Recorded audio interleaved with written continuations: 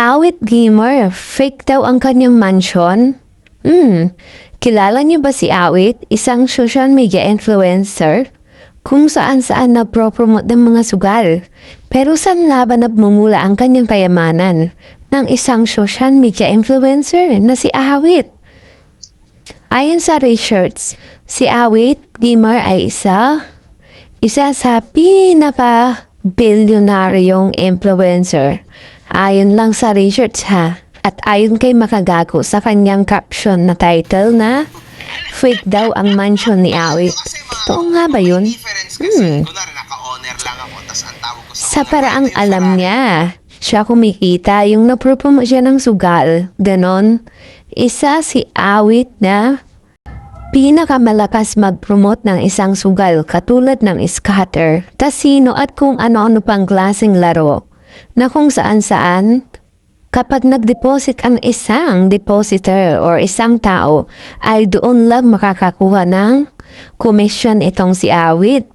At kung maraming nag-deposit or nag-register sa kanyang link, tiba-tiba itong si Awit gamer na kumita dito sa preno-promote niyang sugal.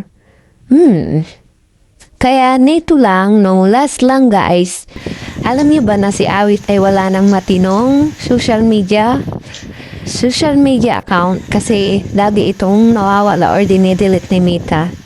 So, ang katunayan, maisa siyang isang Facebook or page account na kunti lang yung followers niya doon. Kasi nga yung mga malalaking followers niya dati nawala sa Facebook or tinanggal ng Facebook team or si Meta na ang gumawa. Kasi siguro bawal yung nagpropromote siya ng kung ano-anong sugal, ganyan-ganyan. Bawal naman, stricto talaga si Meta pagdating sa ganyan. Lalo na kapag profile ang ginamit mo. Ay, nako.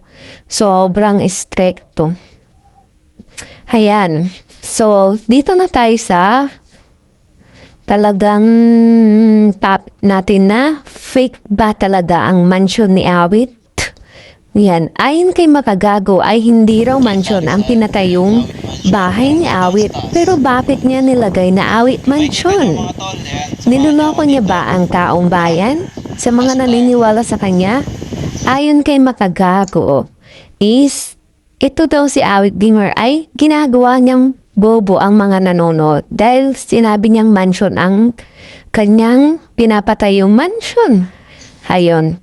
Pero ayon sa ibang netizens guys, kahit ano pa man ang itawag ni Awit gamer dyan sa bahay niyang pinatayo niya, mansion or kung ano-ano pang palasyo guys is out na po tayo dyan kasi pera niya yan.